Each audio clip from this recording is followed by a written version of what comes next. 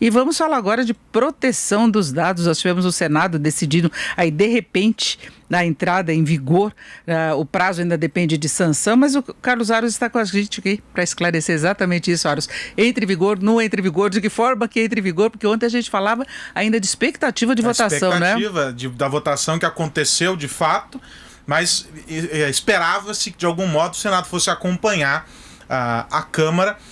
Havia uma pressão grande para que a vigência fosse iniciada só no ano que vem. Afinal de contas, foi uma movimentação grande, desde de lá atrás a sanção pelo presidente Michel Temer e tal, todo mundo muito receoso com essa tal da conformidade, a adequação à Lei Geral de Proteção de Dados, mas aí, nessa sessão ontem à tarde, no final da tarde, o Senado decidiu que estaria excluído o trecho da MP 959 que faz referência a esse adiamento, e aí passa a valer, portanto, a LGPD depois da sanção do presidente Jair Bolsonaro. E aí, naquela história, né, a imprevisibilidade é grande aqui nesse país, né, Denise? A gente não pode duvidar de nada. Mas um indício grande de que essa sanção ocorrerá é o fato de que nesta quinta-feira o Diário Oficial da União traz já o decreto assinado pelo presidente Jair Bolsonaro com a criação da Autoridade Nacional de Proteção de Dados, e aí toda a descrição sobre as atribuições e tudo mais. E aí eu convidei para essa conversa aqui com a gente, para nos ajudar a entender os próximos passos dessa brincadeira complicada. Convidei o advogado especializado em direito digital, professor Renato Opsi-Blum, a quem eu sempre recorro para explicar essa confusão toda. Renato, o que foi isso? E esse susto para aqueles que atuam com proteção de dados dentro das empresas? Agora a corrida começou e o pessoal não sabe nem que direção tem que seguir, né? Boa tarde. Pois é, Aros, boa tarde, Denise, boa tarde a todos que nos acompanham aqui na Jovem Pan. E que susto, um super susto.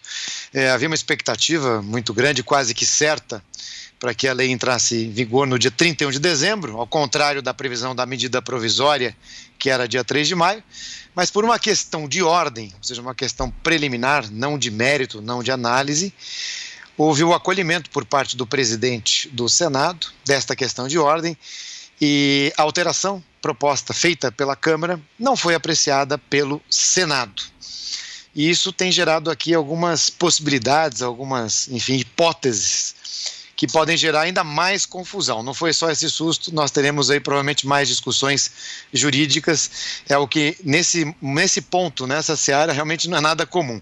E quais são essas circunstâncias? A primeira é uma interpretação dessa decisão do presidente do Senado, qual é a natureza jurídica dessa decisão. Se isso significou, por exemplo, a caducidade, ou seja, a medida provisória ela caducou, ela não foi apreciada no mérito. E isso poderia ter acontecido, por exemplo, no caso da não entrada em pauta. Essa é uma decisão do presidente do Senado ou da Câmara, enfim, depende do projeto, da situação do momento, é prerrogativa deles. E ontem era o último dia para essa apreciação.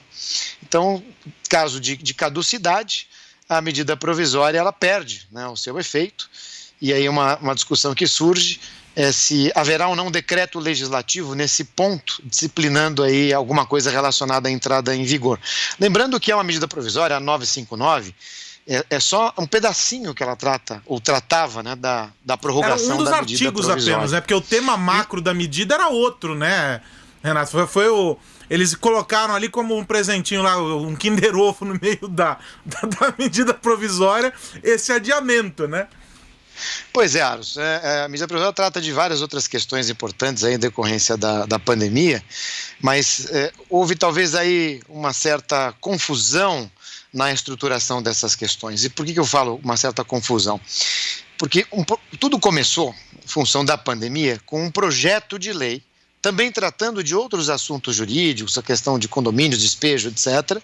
E também lá no finalzinho nesse projeto, que começou no Senado, foi incorporada aí a prorrogação da entrada em vigor da LGPD, da Lei Geral de Proteção de Dados, e também da prorrogação das sanções. Aqui só um parênteses, as sanções, as multas, as penalidades, as suspensões que serão aplicadas por parte da autoridade nacional, que inclusive você mencionou, Aros, de proteção de dados, essas sanções só ficarão a partir do dia 1º de agosto do ano que vem. Isso para a autoridade, mas a entrada em vigor, ela pode trazer a aplicação de outras sanções por parte de outros órgãos. Eu sei que é complicado, mas é uma situação sensível mesmo. Então, voltando ao projeto. Naquele projeto que começou no Senado e que foi aprovado nesse ponto, a suspensão ficou, isso não se discute mais, a suspensão, a aplicação das sanções ficou para o ano que vem, para o dia 1º de agosto, isso não se discute, isso está fora do nosso bate-papo. O nosso bate-papo inclui a prorrogação da entrada em vigor da lei, que naquele primeiro projeto ficava para o dia 1º de janeiro. O projeto foi para a Câmara e na deliberação, enquanto a Câmara deliberava, o presidente baixou a medida provisória, que é essa 959, que foi discutida ontem, e nessa medida provisória o prazo mudou. O prazo de entrada em vigor ficou para o dia 3 de maio do ano que vem.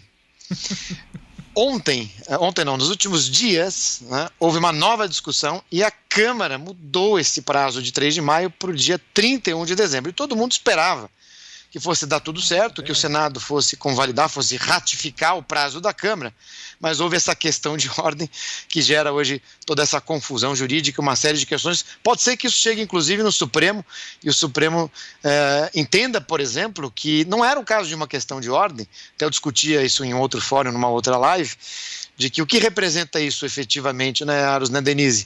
Porque o fundamento da questão de ordem é que o Senado já tratou desse tema em outra oportunidade, que foi na oportunidade da discussão daquele projeto de lei, que prorrogou aí as sanções. Mas o Senado pode tratar de assuntos, de temas iguais ou semelhantes em outras situações, em outros projetos, em outras normas. Então isso tem ainda muito pano para manga.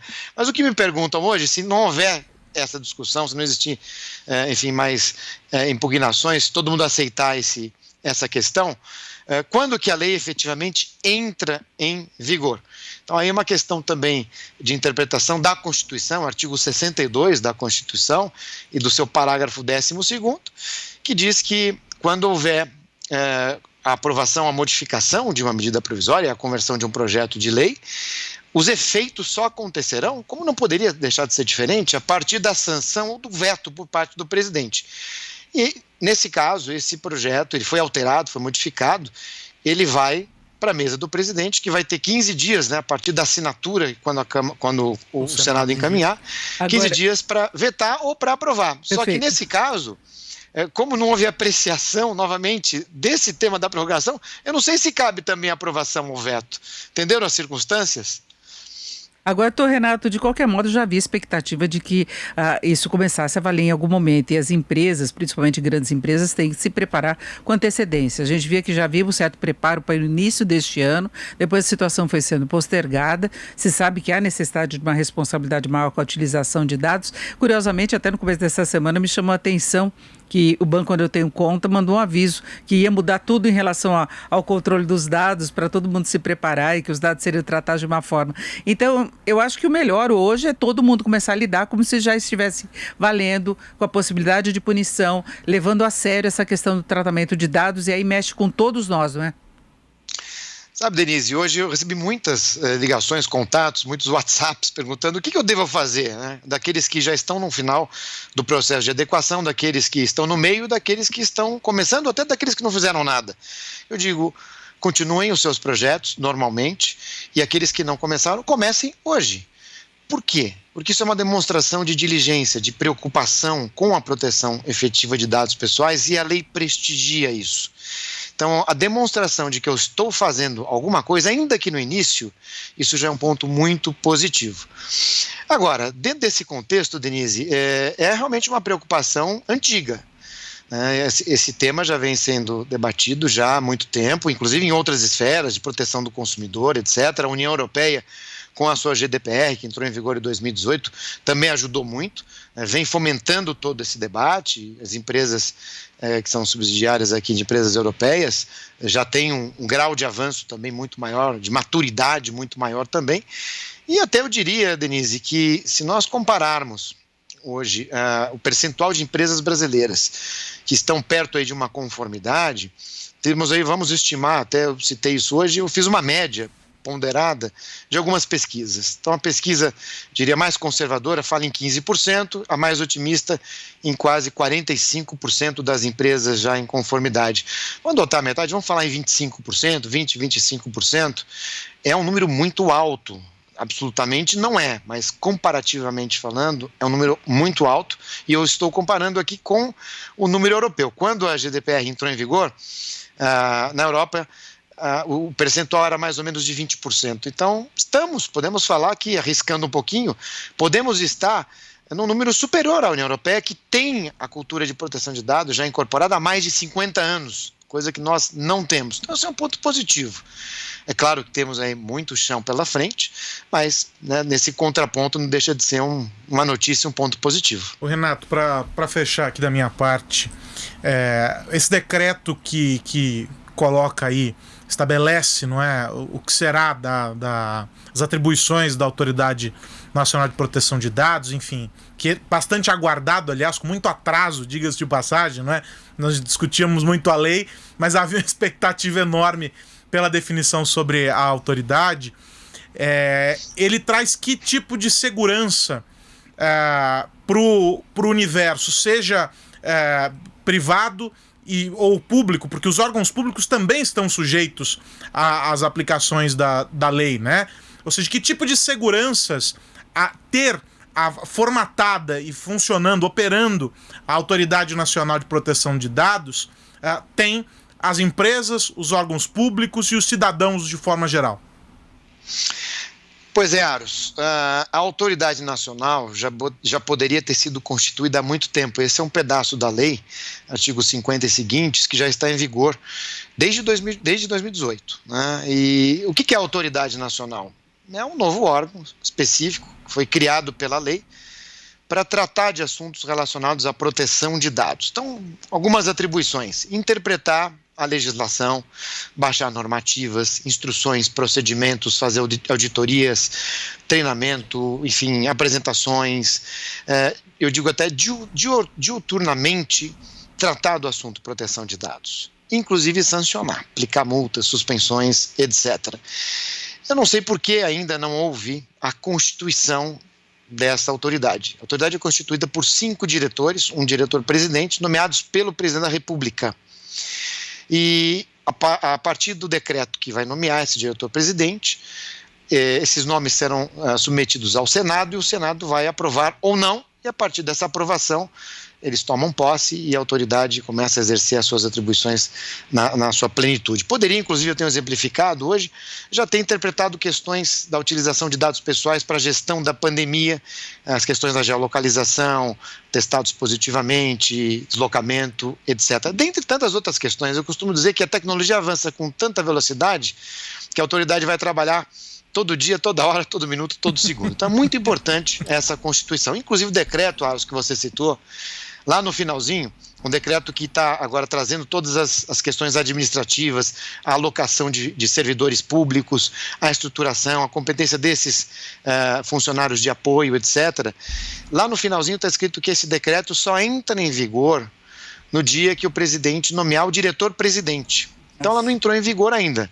A estrutura está montada, algumas questões administrativas já podem começar, mas a sua plenitude só começa, né, nessa nomeação. O que eu espero agora, pelo andar da carruagem, que isso aconteça nos próximos dias. Isso é urgente, isso é para ontem, e a Autoridade Nacional vai, e na segunda parte da sua pergunta, sem dúvida, também tem essa competência de auditar, de fazer questionamentos, solicitações para os órgãos públicos, que inclusive hoje, na ausência da autoridade, submetem aí os ditames do Tribunal de Contas da União, no caso federal, nas controladorias, no caso estadual, o Tribunal de Contas dos estados que têm, enfim, alguns municípios também, outros a Câmara dos Vereadores, etc. Então, alguns controles existem, mas não na profundidade que vai acontecer com o efetivo funcionamento da autoridade, que vai ter toda essa atribuição, e talvez aí a atribuição mais dolorida, mais complicada, vai ser a atribuição do 55K e parágrafo, que trata da competência da tentativa, vou chamar de tentativa, Aros, de harmonização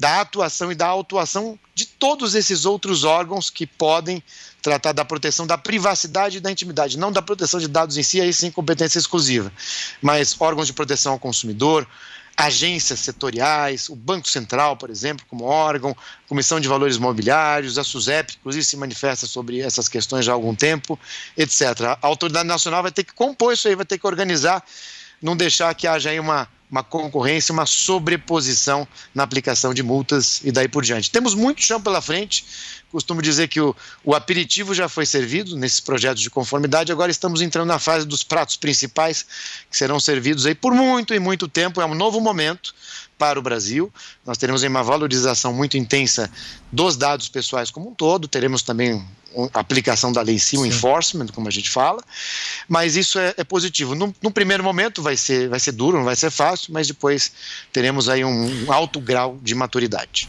É isso, e a gente espera essas definições, elas já são, espera já há muito tempo, Denise, e a gente torce para que agora caminhe com a composição aí da presidência da autoridade, enfim, todos os diretores e tudo mais, para que as coisas comecem a caminhar, né? O Brasil sempre esteve na dianteira e com uma posição de destaque nesses debates, desde o Marco Civil da Internet, antes até em outras questões, e perdeu o compasso com essa história da LGPD por um sem número de razões, e a torcida para que as coisas se ajeitem de algum modo. Renato, quero te agradecer, Renato Topsy Blum, advogado, especializado em direito digital, professor, conversando conosco aqui sobre a LGPD, com a bandeira do Brasil na mão, na torcida de que as coisas se ajeitem. Renato, obrigado, um grande abraço. Obrigado, agradeço a todos aí, uma boa tarde, um abraço. E, Denise, para o cidadão, né, para aqueles que estão nos ouvindo, eu acho que o grande exercício não é da compreensão de cada um dos termos da lei ou de entender o que fará a Autoridade Nacional de Proteção de Dados, mas é um exercício diário de consciência sobre os dados que está gerando e que está disponibilizando para plataformas, redes sociais, aplicativos dos mais diversos, porque é sobre essa abstração, né? Porque o dado, no fim, é uma abstração, a gente materializa ele de alguma forma, que se trata. E a gente tem que cuidar porque é uma informação que vale cada vez mais. Se ela não tivesse esse valor, né, os dados que a gente cadastra em ferramentas quaisquer, se não tivesse todo esse valor, o mundo todo não estaria, primeiro, discutindo uma legislação e tentando proteger de criminosos que querem roubar, que só tentam roubar aquilo que tem valor. E se estão roubando os dados, é porque vale muito. E tem os que comercializam também. Sem por aí nenhuma. haverá restrições muito sérias, que é muito importante que aconteça isso. E eu acho que a maior parte da população acabou até disponibilizando muito mais os dados durante a pandemia. O uso de serviços online, de todos os aplicativos que ganharam força. Claro que a disponibilização muitas vezes era a única condição que você tinha. E por isso, né, Denise, que há uma corrente muito forte, desde o início da pandemia, questionando essas propostas de adiamento da entrada em vigor da lei. Porque se nós estávamos avançando sobre os dados da população da maneira como avançamos e continuamos avançando por causa do combate à pandemia, era preciso que algum agente arbitrasse toda essa questão. E aí faltava essa figura, faltava tanto a legislação valendo como também a autoridade. Mas alguns episódios agora, nos últimos meses, mostraram exatamente esse cenário que o Renato descreveu. A Senacom, o Ministério Público, o CAD, enfim, várias entidades, vários órgãos se manifestando já nas decisões, nas punições, usando os princípios da lei, não a lei em si, porque ela não está vigente, mas usando os princípios da lei para o combate às práticas que avançam sobre os dados da população. Então, acho que foi um avanço, sem dúvida nenhuma. É doloroso e vai continuar ainda por um bom período. Mas eu torço, eu prefiro ver o copo meio cheio. Exatamente. A gente conseguiu avançar um tanto. Obrigada, Até mais, Denise. Boa tarde.